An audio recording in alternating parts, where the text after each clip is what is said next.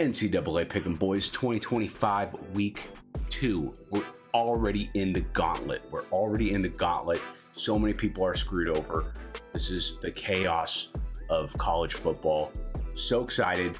If I'm a little quieter, I got a baby sleeping. I'm sure Jerry's the same. So, we're working with what we got. But picks are due Saturday, September 6th at 11 a.m. Central Time every single weekend. And the first game is actually Friday, September 5th at 6 p.m. Central Time. So if you want to get those picks in, you got a little bit of wiggle room. But with that being said, let's get into week 1 recap.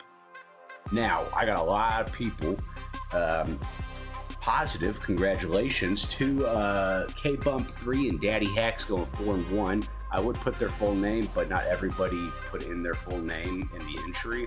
So I can't tell you who's who exactly. So we have to go with usernames. But yeah, I'm going to put the top 10 contenders. And if you're not on that list, tough luck, man. But to get into the Survivor Week 1 recap, Ian King is eliminated and Goose 553 eliminated. Tough luck. But hey, everybody else is still kicking it. Now, last but not least, we want to get into a couple of games that screwed over everybody. Thursday, August 28th, we had Nebraska at Cincinnati, 20-17. Now, Nebraska did win, but they didn't cover that 6.5 that was needed. And I guarantee you that hit about 7 people. And then Saturday, big upset. We got ranked number 8 Alabama at Florida State, 31-17. I think we might see Nick Saban come out of the grave.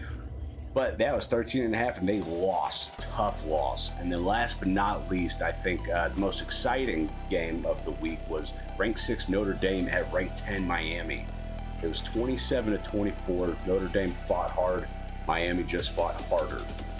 Hate to say it, both teams looked great, but that's how the dice rolls when you play this game. I think that's everything I have about week 1. Now, introducing the NCAA expert, Jerry Stovall. How's it going, brother? I am still on cloud 9. I have spent probably more time behind this microphone, or rather in front of this microphone, talking about those LSU Tigers and how great they looked, and in the same breath, how amazing Florida State looked against Alabama. And don't you dare wish Nick Saban upon us again. That was 20 years of hell. We do not need to see him again. I mean, he is the greatest coach of all time. Let him enjoy retirement. We do not want him back. That would be bad for college football. But no, I am great, even though I did not pick correctly in week 1. Yeah, where did you go? 1-4, 2-3? 2-3. That's not the worst. I went 3-2, and that's about average. But I'll tell you, and as I say every year, if you go positive every single week, even if it's 3-2, you'll make your way to the top 5, no problem. You just gotta go ahead. Especially with it being week 1, you don't know what you were gonna get. Like, who would have ever picked Miami to beat Notre Dame, especially after how Notre Dame looked last year, or Alabama getting mollywopped by Florida State, who only won 2 games last year. So week 1 in college football is probably the most chaotic week. And for the people that did go positive, congratulations, you caught a unicorn. Hold on to that magic while you still can. Ain't that the truth? And what's crazy is there was a lot of teams that played that were just blowout games where you still can't get, like people's stats are inflated because of all these blowout games. So I'm still over here trying to read, we're going to talk about Michigan today. It's like, I don't really have a read on Michigan. I don't really know Oklahoma either, but we'll get into that. But let's start off with the first rivalry of the year, I would argue. We got Iowa at Iowa State. Iowa State being ranked 16 and favored 2.5 at 11 a.m. Jerry, got a few thoughts for me? I mean, it's very beneficial for Iowa State to have 2 games underneath their belt in week 2, or going into week 2 of the college football season. So it definitely helped having that week 0 game. I mean, Iowa, yeah, they are 1-0. But like you said, we don't have a good read on these teams that played cupcake games. Iowa's no exception. They played Albany. They did win 34-7, but they didn't beat the spread. The spread was 39 points for it. Now, obviously, with this being a rivalry game, it's a completely different ball game. Um, I'm interested to see how this goes with it. And what I can't find, and I'm kind of surprised, oh, there's the head-to-head. There it is. That's not even any easier. They're in the last 10 matchups, they're dead even 5-5. Yeah, Uh, everything is within 10 points, which is why I love picking this game, is because odds are you have better odds picking the underdog to cover every single time. It's just always been that way. I don't know anything about Iowa and Iowa State, but I will tell you this, and I ran the projections. Okay. I got Iowa State covering 56%. 56%. That's my AI projection, and my money's going on Iowa State. I can't believe I'm saying that I'm not going to pick the underdog, but I mean, sorry, they're at home. I guess that's it. But my projection says 56 and a half or 56%, which is 3.2% better than it was yesterday. So those odds are just getting better and better with people putting money on it. But yeah, I would take Iowa State. That's a crazy take because I don't know anything about those two teams, but I mean, I feel like the Iowa you saw last year is the same Iowa that you'll see this year, and the same Iowa that was 5 or 10 years ago. Like there, nothing has ultimately changed with them. And like you said, I mean, the underdog has been the winner of the spread. I mean, the home team last year was Iowa. Iowa State won 20-19, but the spread was 3.5 or 3 points. You have 2023, Iowa State was the home team. Iowa won 2013, but Iowa was, oh, I'm sorry. No, they won the spread there with a 3.5 point underdog with it. So it's it's tough. a toss up when everything's within 10 points. Literally. Like you might as well flip a coin with this game and go with that. I do think the fact that Iowa State has 2 games under their belt already in the season, and it is a home game.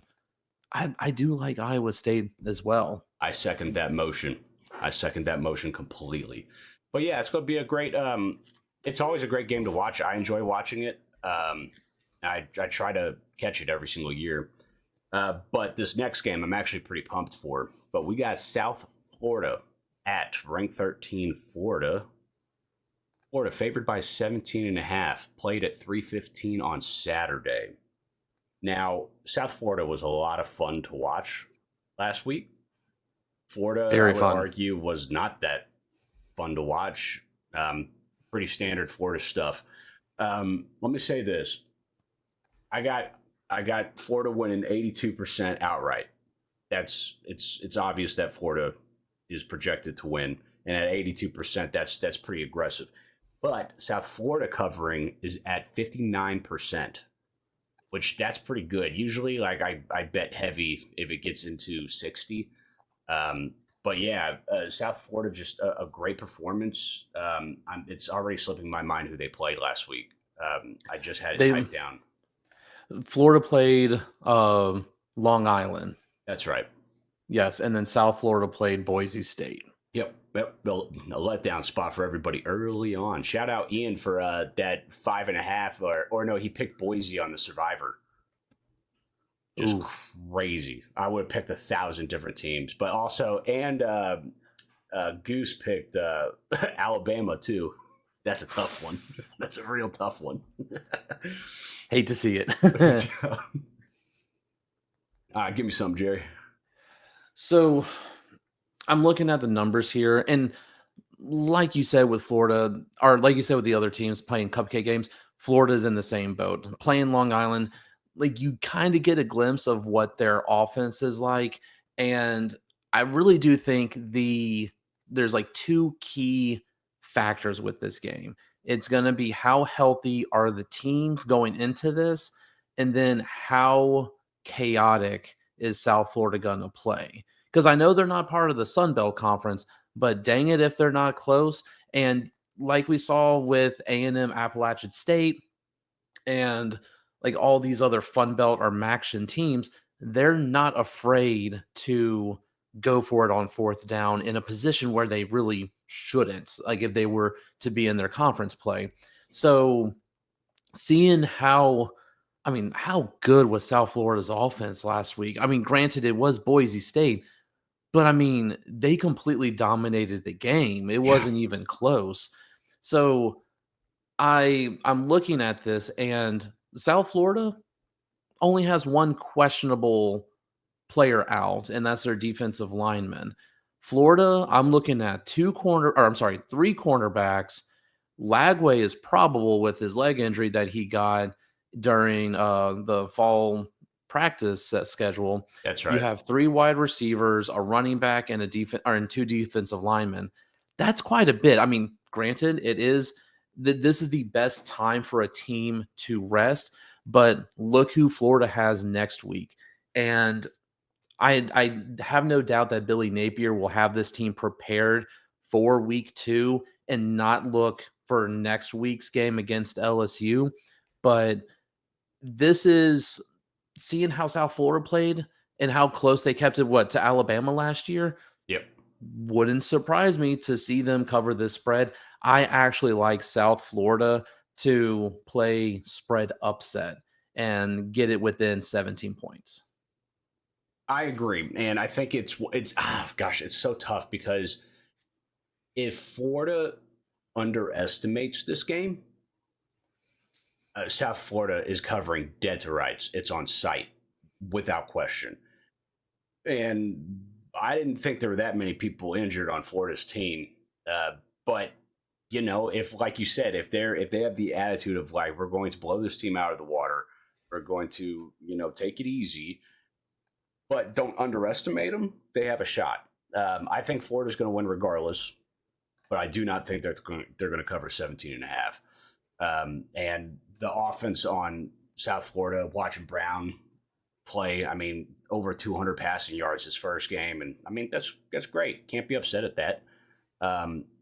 So yeah, I mean, against Boise, give me South Florida 17 and a half all day long. And do we know if this is it's a late afternoon, early evening 3:15. kickoff? That should the swamp should be fairly quiet for it. I really do like the South Florida covering that 17 and a half points. Yeah, yeah. And with my projection sitting at 59%, I'm gambling it for the record, and I might just put it on my pick'em card. But you'll have to wait and see. All right, we got last but not least, and probably the primetime game of the weekend is ranked 15 Michigan at ranked 18 Oklahoma. Michigan projected to win by 5.5. I wish I knew the offense situation with Oklahoma. I don't really know how I feel, and based on that alone, I'd love to take Michigan. But So go ahead. it's going to be interesting because this Oklahoma offense is completely different compared to when it had Jackson Arnold. Correct. I mean, if you look at the numbers, and again, both of these teams had cupcakes, it doesn't help us that much. But I mean, Oklahoma threw for 392 passing yards. Where it's a concern, though, they only had 103 rushing yards. So it's very comparable to what we're used to seeing out of like a Stoops or a Riley Oklahoma team. But Michigan is a different beast, where I do think Oklahoma holds the advantage other than the home field advantage, and this being an evening kickoff. Brett Venables is the head coach. He's a fantastic defensive minded coach. And I do think because Bryce Underwood is still a freshman, he has these great moments, but there's something that you can't replicate like the on-field experience at the college level.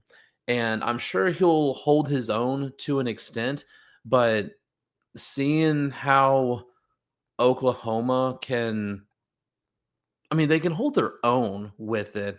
If you look at like the passing yards allowed, they only allowed 34 passing yards. They did give up 117 rushing yards, and Michigan did run the ball fairly well with 200 rushing yards and 250 passing yards. Mm. So I do think Michigan, it's going to be a time of possession game for Michigan, and they're going to have to really depend on the run. Because if they depend on the run, that's going to tire out that defense, is going to run out the clock, and they should be able to win it.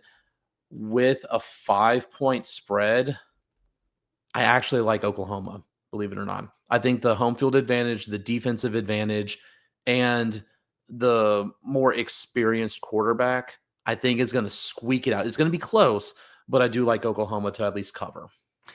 Yes, from the gambling side of things, I call this a quarter unit type bet. So if you're betting $10 a game, take it down to like $2 and sprinkle a little bit for funsies.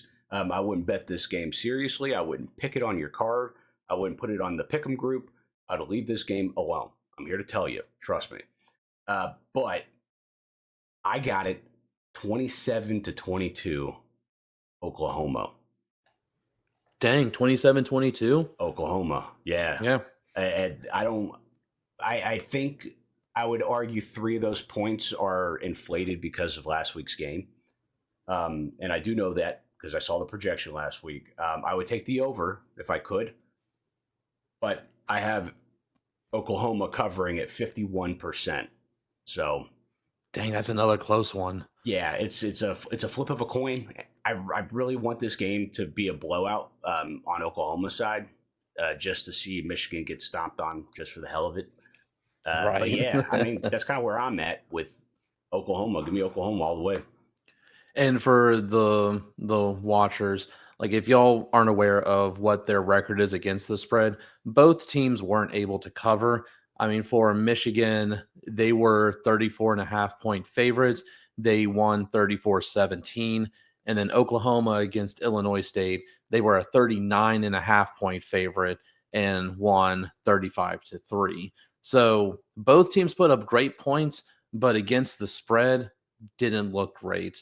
So it's, I mean, like your AI projections showed, it's legitimately a toss up as well. It's just more of how much do you think the home field advantage and what the experience is going to be like. Yeah, so if you're gambling, you're not going to find good money. You're not going to find a good deal. You're not going to find a good line. Nothing. Just leave the game alone. Thoughts on the rankings?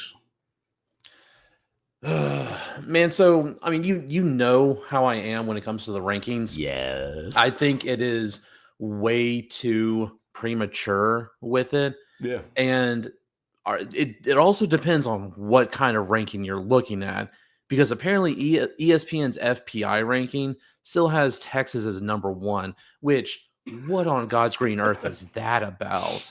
Like, I believe it was said in the group, and it's been said multiple times to me, Arch Manning, if you actually looked at his high school film, he has a 5-star name, but a 3-star film. Like, yeah, if 3 you stars being nice too. Exactly. Like if his name wasn't Manning, he'd be playing at Southeastern Louisiana at the FCS level. Like there's no reason for him to be there, and especially Texas. But if we're looking at the AP top 25 as it stands now, I'm okay with it. Don't know why someone in the AP gave Oregon a first place vote. That's idiotic. But I think Texas should have fallen more.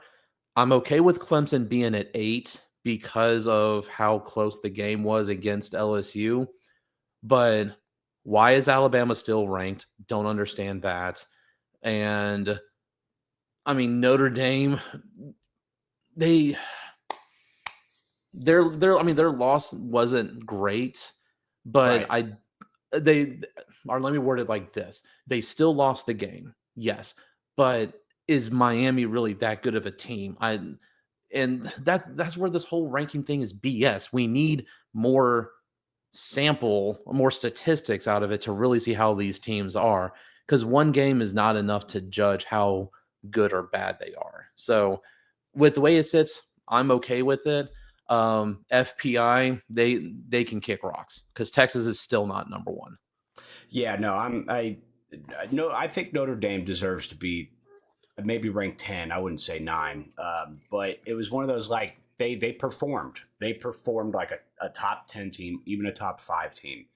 Um, so I could argue that they could remain in the top 10. But who's the person? Yeah, Alabama can't be in there. It has to be out of question. I don't know why Penn State's always hanging around in the wrong places, like second. Right. Because I I mean, don't think anybody watched Penn State. no, and because it's they play no one. Like Yeah, you really only had Ohio State, Miami, Texas, Clemson, Notre Dame, South Carolina, LSU that really played someone in week one. And in my thought process, if you lost your first game and you're 0-1, there's no reason why you should be ranked any higher than someone that's 0-1, especially a power four team. Like South Carolina should be 4 spots higher over Notre Dame, Clemson, and Texas. Or I'm sorry, 3 spots higher over those 3 teams. I right. don't know why that is. I mean, I love LSU in top 3. I think they could have been top 2 this week. And if I had to pick a top 5, it'd probably be personally, I would go LSU, Ohio State, Miami right now, and then I hate to say it, probably Penn State over Oregon. I mean, I you don't want you could Georgia in it. be. I mean, it's legitimate like 1A, 1B, 1C, 1D, 1E. Yeah. Because I mean, Ohio State did look good, even though they still kept it close with Texas. Penn State did what they needed to do and looked impressive. LSU finally has a defense, and they looked amazing. This may be a year that I actually pick them in the group every so often. Right. And then Miami looked great, Oregon looked great, Georgia looked great. Like they all did what they needed to do. But ask me in like 2 or 3 weeks where we actually get a better sample of what these teams are. I may tell you that Missouri belongs up there because I mean I believe Missouri had their starting quarterback go down. They had their starting kicker go down and had to go to the JUCO level, and they still put 61 points up against Central Arkansas. So if they're able Yeah. to do that with backups, that's a scary team. Man, there are so many books that did not want to touch that game. Like the odds, like the spread, I swear they closed their eyes and just threw it at a dartboard. It was like 38, sure. And then some book was like 36. That sounds good. And it just but the odds for it like paid so bad, it just like they didn't want to mess with it. So in case people are wondering, if there's outlandish spreads and there's like books out there that don't carry them, odds are Splash won't have them either, just because they don't have a good like sample size to gauge on what a spread should be. Because with books, it gets to move all over the place, but with Splash, it remains the same through the week. Which I mean, for some people is an advantage, and for some other people it's not. If you're paying attention to line movement, um, and why are people still picking A&M in the Splash? In this pick'em league, people still bother. It was 23.5, and I didn't even bet the game, but As you shouldn't. You don't know what you would get with Marcel Reed. He almost looked more handicapped to try to be a pocket passer compared to what he is just like a natural pure dual threat quarterback. he's going to make a great quarterback for another school, I'm sure. Probably, Like every probably. other A&M quarterback. I think there's 5 or 6 A&M quarterbacks that are starting right now, and one of them I forgot. I think was Cody Johnson or Max Yeah. Johnson or whatever. Yeah, His name Max is. Johnson is out there. You had Zach Calzada get his ass Whooped. whooped. Oh my gosh, that was embarrassing. Haynes Yeah. King is doing great things over at Georgia Tech, Amen. and I think there's another one that's over at Incarnate Word or something like that. I mean, Texas A&M, they're interesting. Like they let the young, like the group of 6 teams stay close, but then they'll have their national championship game late October, no, early November.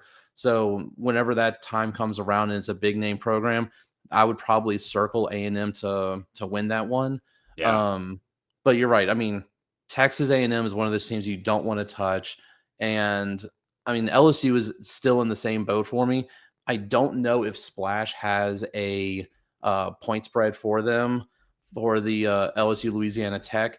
But if it is, it may be something to consider because I don't know if anyone saw Louisiana Tech play against my Southeastern Lions. They did not look good until late. So if Splash has it, it may be worth picking because right now LSU is a 37.5 point favorite according to covers. If that stays the case, pick them. Yeah. That is a for sure lock. Yeah, I don't see the lines released yet. Yeah, they do. Let's see. I'd love to see it if they have it. 37.5. You're welcome. If I were to give an opinion, like this will be a pick of mine with the way that LSU's offense looked and the defense playing hungry, would not shock me to see 3 turnovers forced by the LSU defense. I think you're going to see 2 or 3 rushing touchdowns and Nussmeier throwing 3 or 4 touchdown passes. I feel very good about this team against Louisiana Tech with 37.5 points. But 37.5. I wonder where my AI projection's at for that as well, just out of curiosity. Because I mean, I got that 9 to 37, 44. 9 to 44. So yeah, that's so Louisiana Tech technically covering, but I have that at 47% probability, which means LSU's got it better.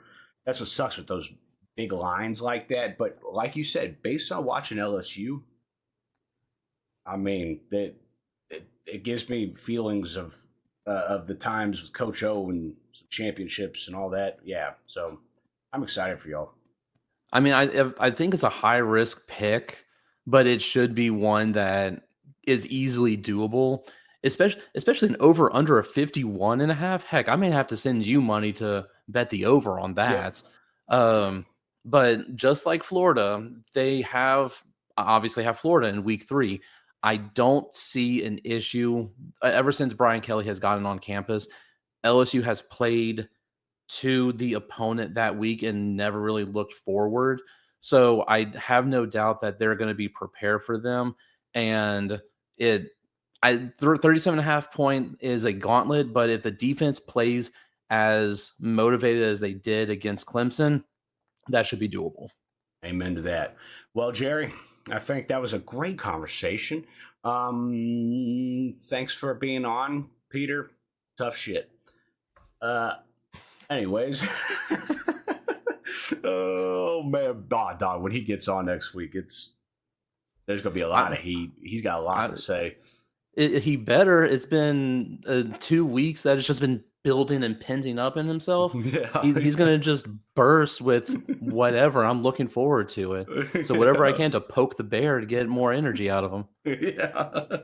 Anyways, once again, guys, picks are due Saturday, September 6th at 11 p.m. Oh, just kidding, 11 a.m. Central Time.